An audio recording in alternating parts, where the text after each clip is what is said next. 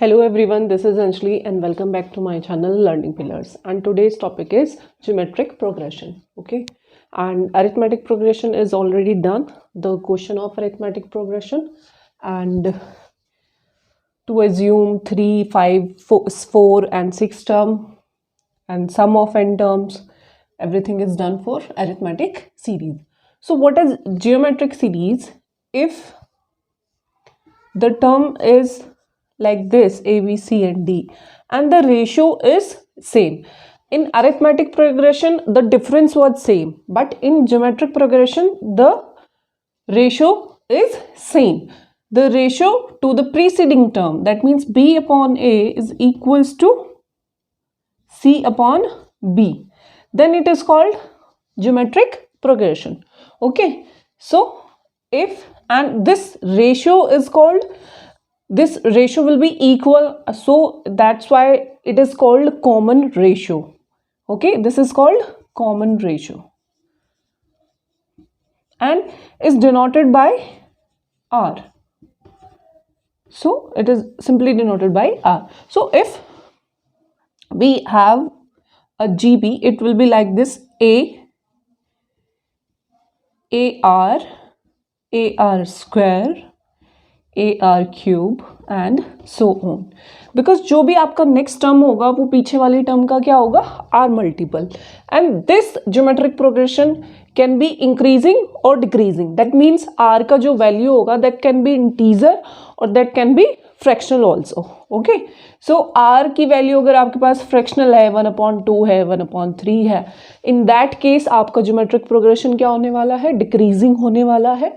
अगर आपके पास आर की वैल्यू इंटीजर है, positive integer, then in that case आपका जो ज्योमेट्रिक प्रोग्रेशन होगा वो इंक्रीजिंग ऑर्डर में होगा. सो यहाँ से आप nth टर्म के लिए भी एक एक्सप्रेशन निकाल सकते हो. एज वी कैन सी कि जो नेक्स्ट टर्म है वो आर मल्टीपल है, तो ये सेकेंड टर्म है ना, एंड सेकेंड टर्म में आर की कितनी पावर आ रही है, 1. थर्ड टर्म में आर की कितनी पावर आ रही है, 2. दैट मीन्स जिस नंबर की वो टर्म है आर की पावर 1 कम है उससे. सो इफ हमें nth टर्म निकालनी है तो nth टर्म हो जाएगी a r⁻n-1.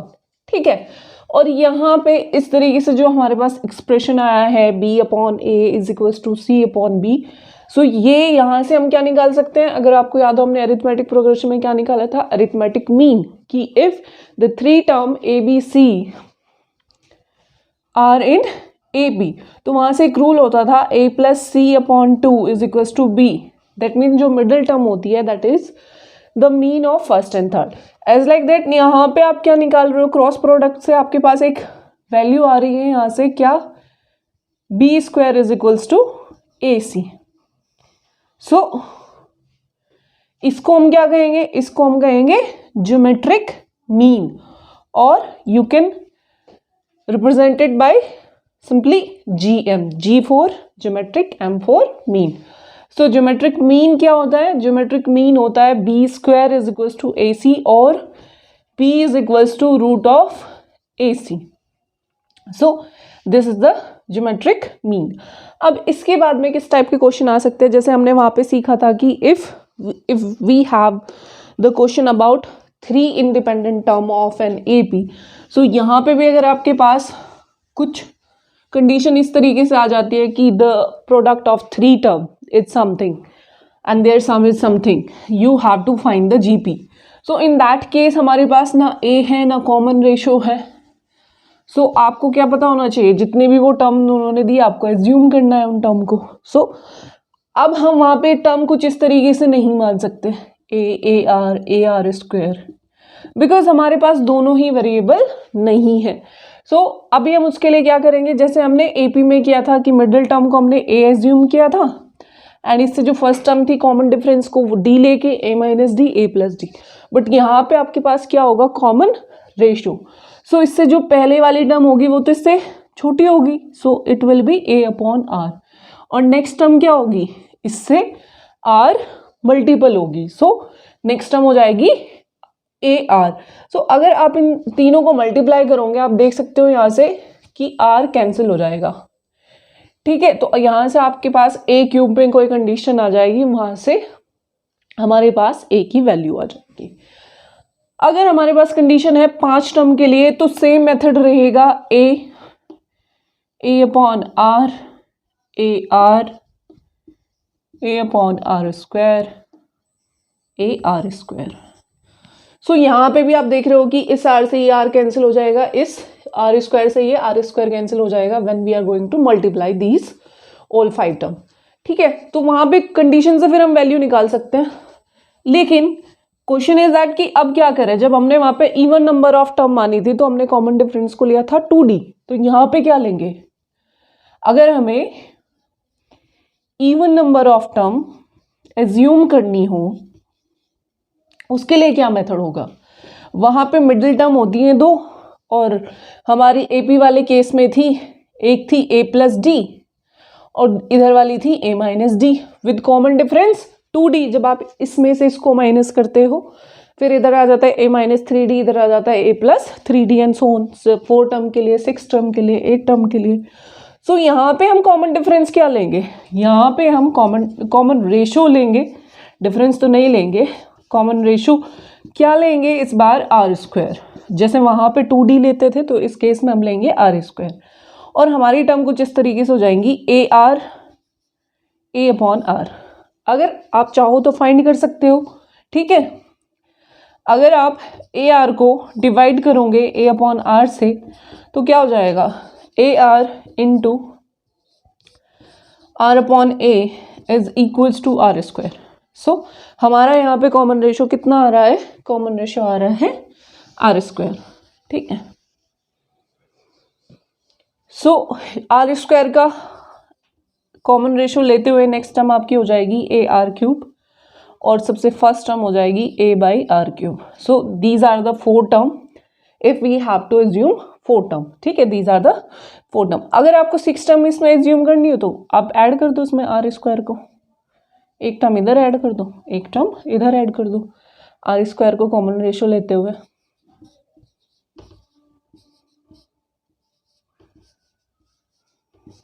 सो कुछ इस तरीके से आपके पास एपी आ जाएगी, ठीक है। तो ये इसमें बस यही है। फिर इसके बाद में आपका आता है sum of N term of GP. भाई पहले क्या है आपका? जीपी क्या होती है? जीपी वो होती है जिसमें 2 कंसेक्यूटिव टर्म का जो रेशियो होता है वो हमेशा इक्वल रहता है टू द प्रीसीडिंग टर्म। हम हमेशा सक्सीडिंग टर्म को प्रीसीडिंग टर्म से डिवाइड करके देखते हैं what is the common ratio, and first term will be a, then ar square, after that for tn that is an। आप किसी से भी इसको रिप्रेजेंट करो, इसके लिए वैल्यू हो जाती है a r to the power n minus 1। Then उसके बाद में 3 टर्म अगर आपको एज्यूम करनी हो तो कुछ इस तरीके से हो जाएंगी। अगर आपको 5 टर्म एज्यूम करनी हो तो कुछ इस तरीके से हो जाएंगी। अगर आपको 4 टर्म एज्यूम करनी हो so you have to take r square as the common ratio, then इस तरीके से आपको एज्यूम करनी है। इसके बाद में फिर क्या है? Sum of N term of GP. भाई 6 टर्म का भी इसमें ऐसे ही सेम हो जाएगा, है ना। 6 टर्म में यहाँ पे ऐड हो जाएगी A upon R to the power 5, और यहाँ पे ऐड हो जाएगा A R to the power 5। Sum of N term of GP कितना हो जाएगा?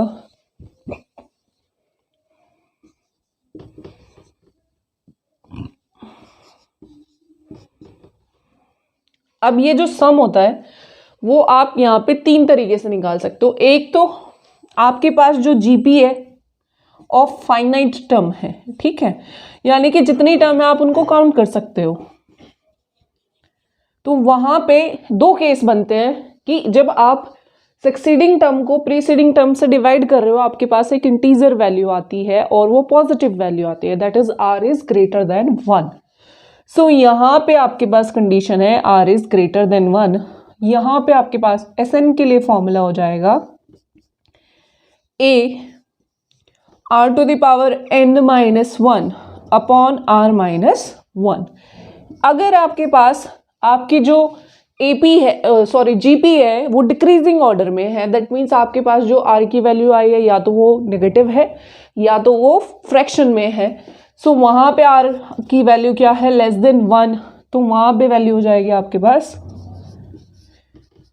A R to the power N नहीं आएगा इस बार, पहले 1 पहले आएगा, क्योंकि ये आर 1 से छोटा है तो आप उसकी जितनी पावर करोगे वो 1 से उतना ही ज़्यादा छोटा हो जाएगा। सो आप डिफरेंस करते हो हमेशा बड़े में से छोटा, ठीक है, 1 माइनस आर। सो अगर आप देखो तो इसमें कोई डिफरेंस तो है नहीं। अगर आप ये फॉर्मूला भी अप्लाई करते हो इससे भी आंसर आपका सही आएगा। रीज़न क्या है, अगर आप ऊपर से भी माइनस कॉमन ले लेते हो, नीचे से भी माइनस कॉमन ले लेते हो, तो ये आ जाता है ना, but that is not correct. हम 10th क्लास में आ गए हैं, तुम्हें पता होना चाहिए कि ये कब लगा रहे हो और ये कब लगा रहे हैं, that depends on the value of R. जो थर्ड और सबसे लास्ट फॉर्मूला है वो है sum of infinity term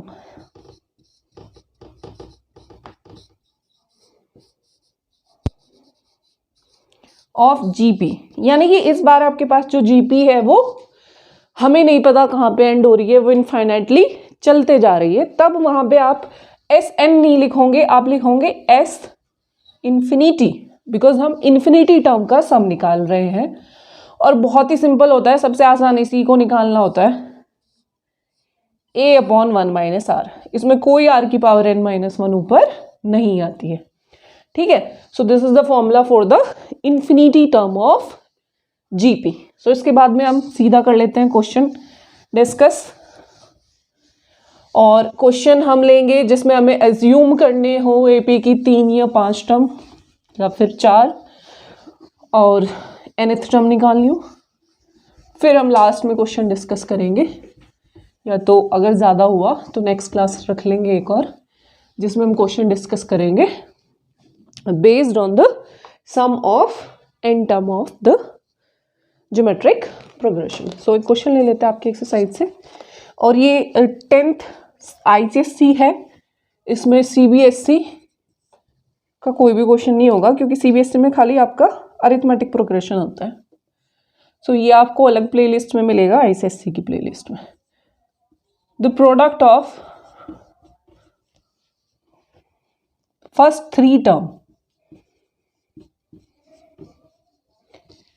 of GP is 1000, ठीक है। If 6 is added to its second term, if 6 is added to its second term and I think 7 is added, 7 is added to its first term, then the term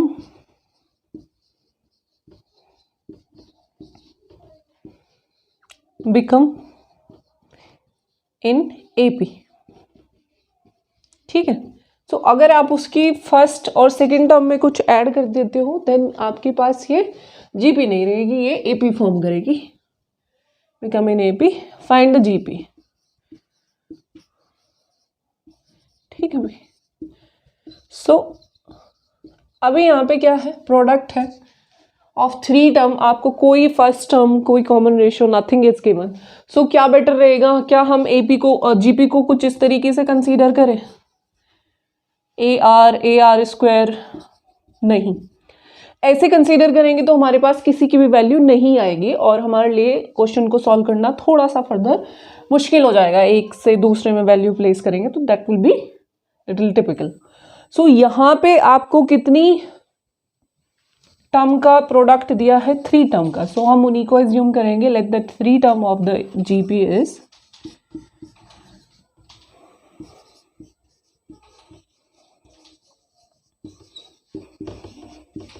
3 term को आप जब assume करते हो, odd number of term को जब आप assume करते हो, you have to keep the middle term is equals to A and take the common ratio R, then the 3 term will be A upon R, A and AR. So according to question what is given, जो condition हमको देते हैं उसी condition को आप equation की form में convert कर दो। According to question the product is given equals to 1000, so you have to take a by r multiplied by a multiplied by ar is equals to 1000. so यहाँ पे r से r cancel हो जाएगा and a into a gives you a cube is equals to 10 to the power 3 because 1000 is the cube of 10 and here when you are taking cube root on both side you get a equals to 10. अब यहाँ पे question and नहीं हो रहा है, we have to find the GP, so we have to find the value of r. ठीक है, are की वैल्यू फाइंड करने के लिए हमें सेकंड जो कंडीशन है अब उसकी हेल्प लेनी पड़ेगी। अब पहले देखो, so the three term are कितनी हो जाएगी भाई, बीच वाली आपकी टर्म थी a, सो ये हो गई 10, ये थी आपकी a upon r, so 10 upon r, और ये थी आपकी a इंटू आर, सो ये हो गई 10 इंटू आर, तो ये थी ना a upon r and a are.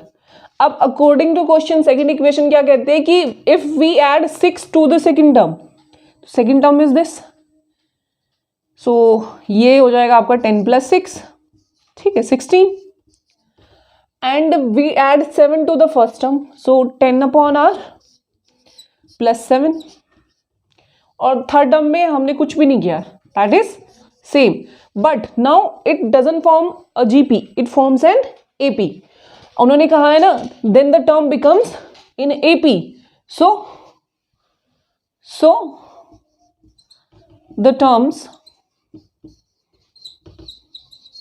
this and this are in AP, and AP के लिए कंडीशन क्या होती है, अभी हमने क्वेश्चन से पहले डिस्कस किया था कि अगर एपी में 3 टर्म है देन द सेकेंड टर्म जो 16 आई है आपके पास is always the mean of the first and third, so b is equal to होता है आपका a प्लस सी बाई 2, या फिर इस 2 को इधर ले जाएं, ऐसे लिख दें 2b is equal to a plus c, तो क्या लिखेंगे हम, 2 into 16 is equals to 10 upon r plus 7 plus 10 r। अभी आपको कुछ नहीं करना है, सिर्फ इनको सॉल्व करना है।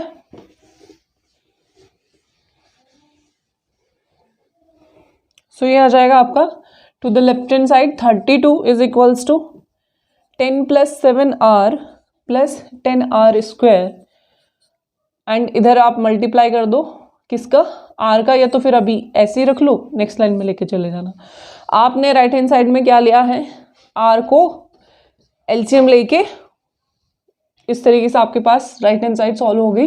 नाउ इसका क्रॉस मल्टीप्लाई करोगे तो क्या आ जाएगा आपके पास, 32r is equals to 10 plus 7r plus 10r square, so हमारे पास इक्वेशन आ जाएगी 10r स्क्वायर माइनस 32 इधर आके माइनस हो जाएगा, और 32 माइनस 7 आपका कितना होगा 25, और वो भी होगा आपका माइनस का, ठीक है, क्योंकि इधर आके माइनस का हो जाएगा, 7 minus 32 gives you minus 25r plus 10। आप इस टर्म को इधर लेके आए हो, सारी टर्म एक साइड हो गई, तो मैंने उसको पलट के ऐसे लिख दिया, ठीक है। आप यहाँ से 5 कॉमन ले सकते हो, ये आ जाएगा आपके पास 2r square minus 5r plus 2 is equals to 0। अभी क्या करते हैं, अभी हम निकालते हैं वैल्यूज किसकी, आर की। कैसे निकालेंगे, इसकी और इसकी प्रोडक्ट फाइंड करो भाई। ए सी कितना है आपके पास, यहाँ पे ए सी है 4 प्लस साइन का है, ठीक है। तो आपको ऐसे 2 फैक्टर निकालने हैं 4 के, जिनके मल्टीप्लाई 4 हो और जिनका सम -5 हो। तो -4 -1, -4 इंटू -1 गिव्स यू 4, एंड -4 -1 दोनों सेम साइन के हैं, तो वो ऐड होंगे और ऐड होके आपको -5 देंगे। सो 2r स्क्वायर और -5r को आपने स्प्लिट कर दिया, -4r माइनस r में plus 2 is equals to 0। You can see 2r is common here, r minus 2 is left in first second, and आपको क्या करना है, r माइनस 2 ही आपको फॉर्म करना है सेकेंड ब्रैकेट में।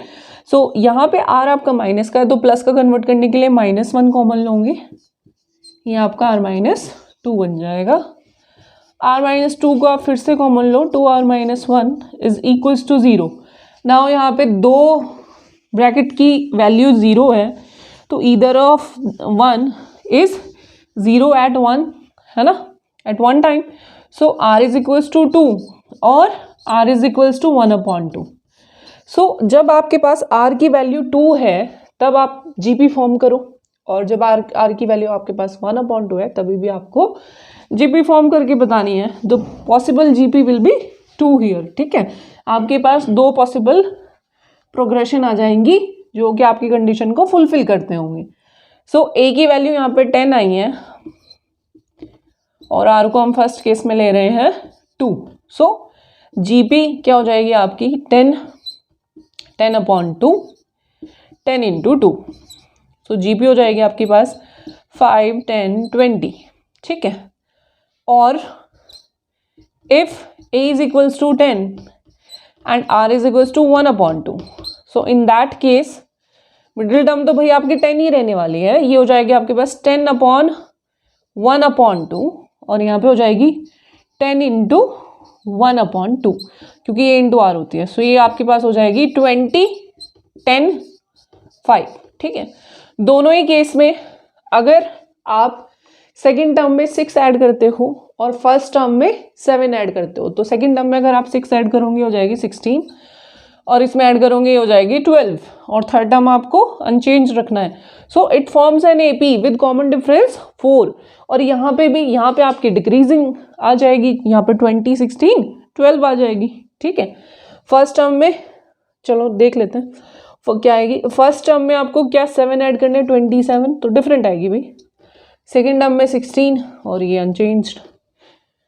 सो यहाँ पे आपकी AP फॉर्म कर रही है विद कॉमन डिफरेंस 11। सो यहाँ पे आपका कॉमन डिफरेंस अलग हो जाता है, लेकिन कंडीशन दोनों को फुलफिल कर रही है कि आपकी गिवन जो टर्म थी वो किस में थी, GP में, ठीक है। 3 टर्म्स थी जिनका प्रोडक्ट कितना था 1000। देन अगर आप सेकेंड टर्म में 6 ऐड करते हो, फर्स्ट टर्म में 7 ऐड करते हो, दे फॉर्म्स एन AP, ठीक है। तो आपने अपने आंसर को चेक भी कर लिया कि क्या हमारी ट्रू हो रही है कंडीशन। अगर हम ऐसा 6 ऐड करते हैं सेकंड टर्म में और फर्स्ट टर्म में हम 7 ऐड करते हैं तो बिल्कुल हो रही है। आपके पास A की वैल्यू 10 आई है, R की वैल्यू 2 पॉसिबल वैल्यू आई है, 1 is 2 एंड सेकेंड इज 1/2। जब भी आप 2 रखते हो तो आपके पास ये GP आती है। इसमें अगर आप 6 ऐड करोगे, इसमें 7 ऐड करोगे तो आपके पास 12, 16, 20 ये AP फॉर्म हो जाएगी। अगर आप R की वैल्यू 1/2 लेते हो तो आपके पास GP 20, 10, 5 आ गई, जस्ट इसका उल्टा आ गया। लेकिन जो आपकी AP फॉर्म होगी वो डिफरेंट फॉर्म होगी, ठीक है। आपको फर्स्ट में 7 ऐड करना है तो 27, सेकेंड में 6 ऐड करना है 16, तो ये भी एक AP बन गई लेकिन विद कॉमन डिफरेंस 11, ठीक है। सो एक क्वेश्चन कर लेते हैं डिस्कस, उसके बाद फिर हम क्लास एंड करते हैं। बाकी क्वेश्चन हम नेक्स्ट क्लास में करेंगे, ठीक है। तो GP के लिए 2 क्लास तो लगेंगी कम से कम, क्योंकि सम ऑफ एन टर्म्स के लिए फिर क्वेश्चन डिस्कस नहीं कर पाएंगे इतने ज़्यादा। सो बड़ा अच्छा सा क्वेश्चन है। क्वेश्चन कुछ इस तरीके से है, if A, B and C are in AP and GP as well as, ठीक है, and in GP also. So find A to the power कुछ है शायद B माइनस C समथिंग, क्या है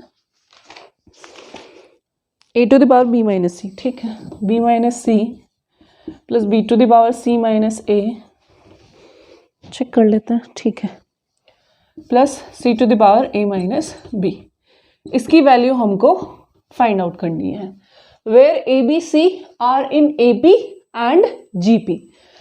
अब अगर आपके पास ये AP और GP दोनों में है तो if ABC are in AP, so arithmetic mean exist करता होगा वहां पे, that means 2B is equals to A plus C जरूर रहा होगा आपके पास। ये क्वेश्चन 1 आ गई।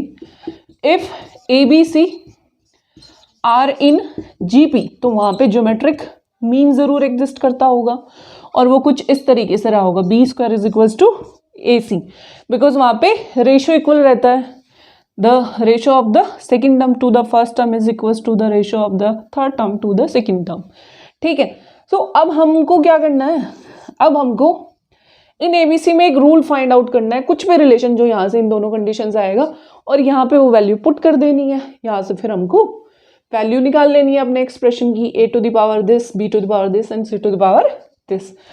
और कभी कभी ये वैल्यू भी ना पूछें आपसे, सिर्फ ये पूछ सकते हैं कि find the relation between a, b and c, ये बहुत इंपॉर्टेंट क्वेश्चन है, where these three are in AP and GP both, कि ये AP में भी है और GP में भी है। ऐसा कब हो सकता है? तो ऐसा तभी हो सकता है, सॉल्व करके देखो रिलेशन आ जाएगा। ऐसा वैसे तब हो सकता है जब ये तीनों इक्वल हो, ये मुझे पता है, आपको प्रूव करके देखना है। कैसे करोगे? यहाँ से आप देख रहे हो b square is equals to a c, so b square find करो जरा। 1 implies b is equals to a plus c by 2, ठीक है भाई। अब दोनों तरफ का कर दो स्क्वायर, या आपके पास आ जाएगा b square is equals to a square plus c square plus 2ac, as it is the formula for the sum of two term, square of the sum of two term, first term square plus second term square plus दोनों की multiply का twice upon 2 का square करोगे तो 4। अब B square की जगह आपको क्या करना है, बी स्क्वायर की जगह आपको प्लेस करना है ये वैल्यू AC, ठीक है। कहाँ पे? यहाँ पे। सो ये क्या हो जाएगा, AC is equals to a square plus c square plus 2ac by 4। ये 4 क्या हम यहाँ नहीं लिख सकते? बिल्कुल लिख सकते हैं, मल्टीप्लाई में इधर क्रॉस मल्टीप्लाई हो गया। अब इसको इधर ले आओ तो क्या हो जाएगा, a square plus c square minus 2ac is equals to 0। How? Because plus 2ac इधर आके हो जाएगा minus 4ac, plus 2ac minus 4ac gives you minus 2ac। अब ये तो a माइनस सी का होल स्क्वायर हो गया, a माइनस सी का होल स्क्वायर है क्या, दैट मीन्स a माइनस सी 0 है। जब ये ब्रैकेट का स्क्वायर 0 है दैट मीन्स वो नंबर खुद 0 है, ठीक है। तो a is equals to c। अब सपोज ये दोनों वैल्यू इक्वल है किसी कांस्टेंट k के, ठीक है। सो ये आपके पास यहाँ से एक रिलेशन आ गया कि a is equals to c is equals to k। तो क्या करें फिर? सेकेंड इम्प्लाइज ऐसे ही तो करते हैं कि एक से वैल्यू निकालते हैं फिर दूसरे में प्लेस करते हैं वैल्यू। सो आपने इसको इसमें इस्तेमाल करते हुए रिलेशन निकाल लिया, ए और सी में दोनों इक्वल है और सपोज वो दोनों इक्वल है कोई कांस्टेंट के के। अब यहाँ पे वैल्यू रखोगे तो बी की वैल्यू आ जाएगी इन terms of k. So second implies b square is equals to a into c. So दोनों ही किसके इक्वल है? के इक्वल है। So b square is equals to k square, that means b is also equals to k, ठीक है भाई। सो b भी यहाँ से k आ गया, a और c वो दोनों भी यहाँ से k आ गए, दैट मीन्स आपके पास तीनों के तीनों इक्वल आ गए। So a is equals to b is equals to c is equals to k, कोई कांस्टेंट। अब हमको क्या करना है, वैल्यू फाइंड करिए जरा। इसकी जगह भी आप क्या रखोगे? के। इसकी जगह भी आप क्या रखोगे? के। इसकी जगह भी क्या रखोगे? के। और इन सब की जगह भी आप क्या प्लेस करने वाले हो? के। तो आ जाएगा k to the power k minus k plus k to the power k minus k plus k to the power k minus k, और this is not equals to 0, this is equals to 3। Why? Because अगर आप किसी की भी power 0 करते हो वो कितना आता है? 1। सो इसकी वैल्यू कितनी आ गई आपकी? 3 is the answer. So this is all for today. If you want ask any question then please write in the comment box, and don't forget to subscribe my channel, share my channel and press the like button. Thank you so much. This is all for today.